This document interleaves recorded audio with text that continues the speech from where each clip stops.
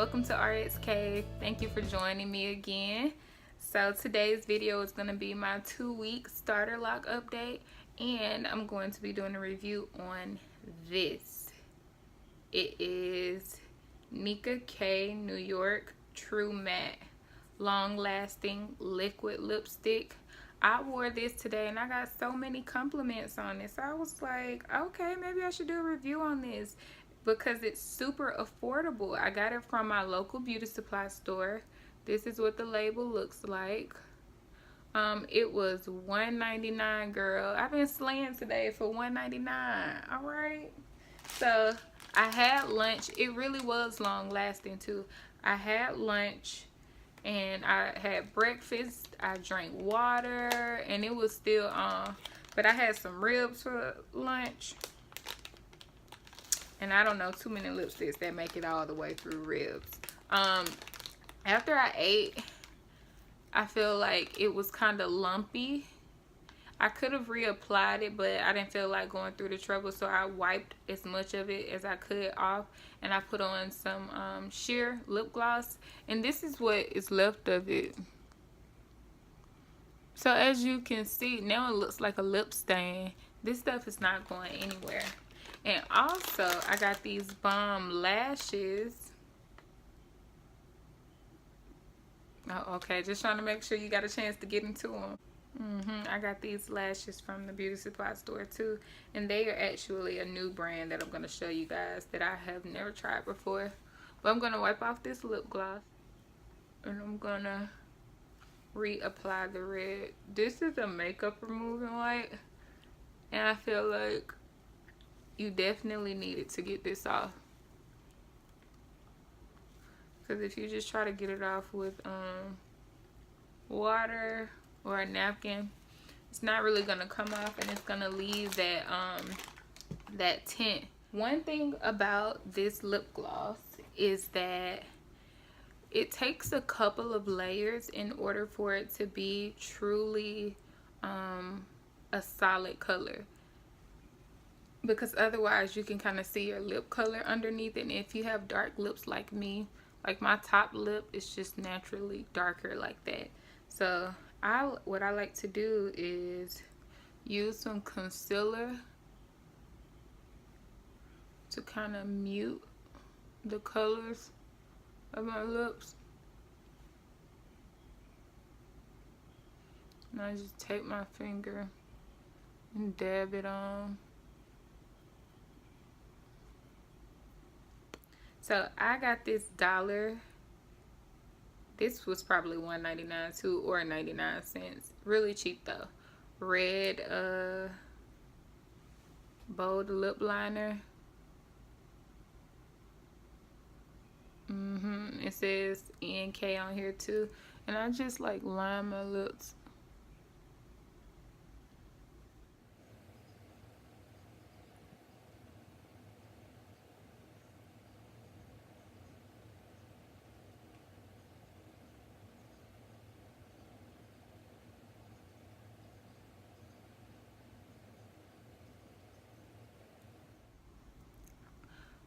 Basically I like to line my lips because it helps me to stay within the lines. For me, when red lipstick is going outside of my lip line, it just looks so messy to me. And I find that when I use a lip liner, I don't have to extend it so far out to up here. I just kind of stay within the lip liner.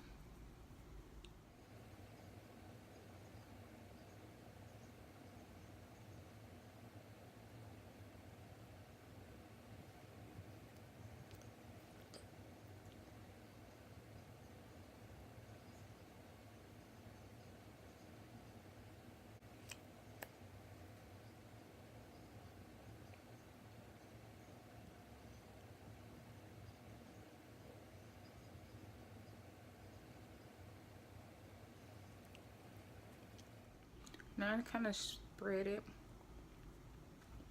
a little bit like that, and you see one layer is pretty sheer, so I went over it a couple times. I feel like this looks better than it did this morning when I didn't put the concealer on my lips. So I would definitely recommend, if you buy the $1.99 matte, true matte, put some concealer on your lips.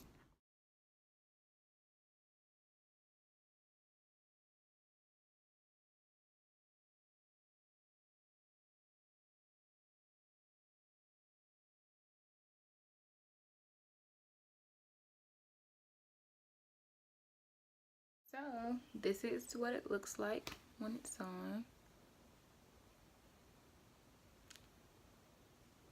I really feel like it makes my teeth look so bright. I love it. Now for these lashes, this is the brand.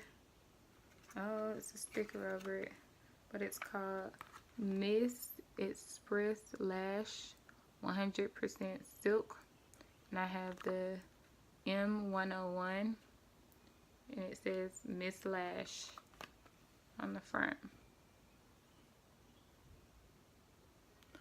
Yes, I like these lashes. So this is them. They were how much? $3.99. So if you see the M101 Miss Express Lash at your local beauty supply store and you like the way this looks, then you should get them. I had to cut like 2 or 3 knots off the ends of each eye because they were kind of long. In the pack they seemed a little shiny and I was concerned about that, but when I put them on, they don't look shiny at all. They're actually perfect. I love these. So yeah, these are my lashes and my lipstick, and that concludes my beauty supply store haul. Oh, also, I'm not the best at putting on lashes. What I use to put them on is some hair glue. I try to make sure that I put the lash on top of my actual lashes, as close to my lid as possible. And then I use this tool, which was actually, it's broken. It used to be like 2 of these and you clamp them together to hold your lash. It's an Ardell lash applicator. It broke, but I still use it for this rubber tip here because it is amazing at getting off excess glue. And I always have excess glue because I'm not good. I'm not perfect at putting these on just yet. So what I do is I put it on and then I use this to push the lash up to my lash line, the pointy part. And then voila, it's on. Now let's say I get glue on it. I just rub this rubber tip across and it comes right on off. And there you have it. So let's get into my 2-week lockup day. I'm gonna do a 360, get a little closer so you guys can see what I have going on. So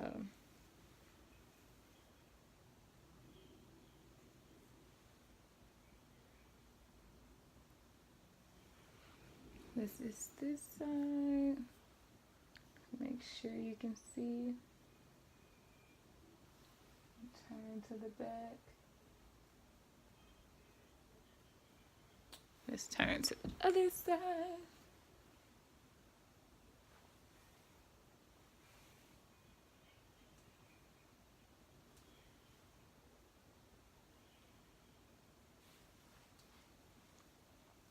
Yeah.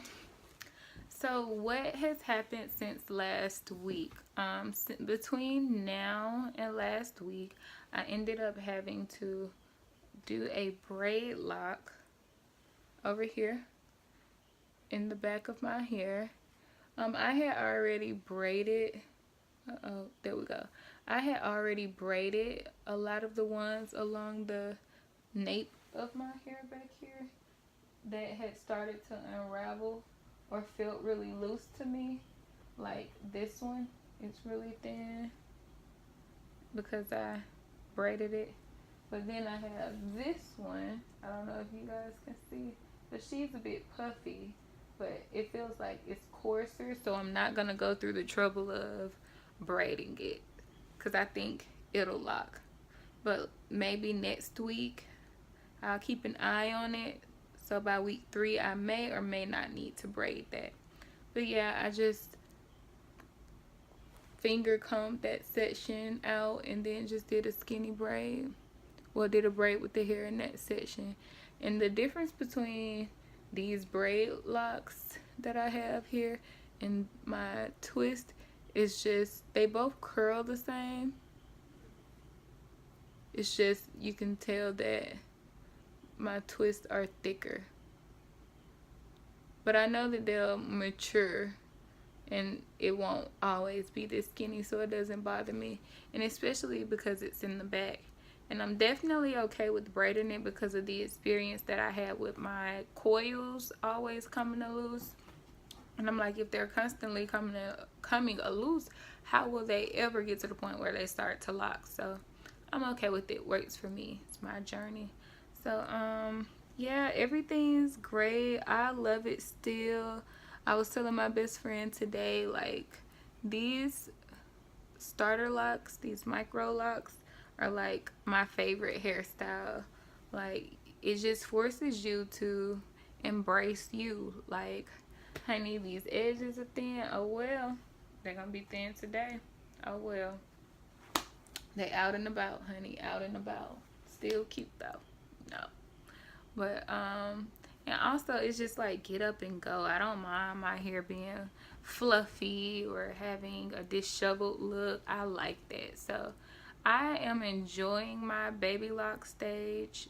It is not an ugly stage for me. I love it.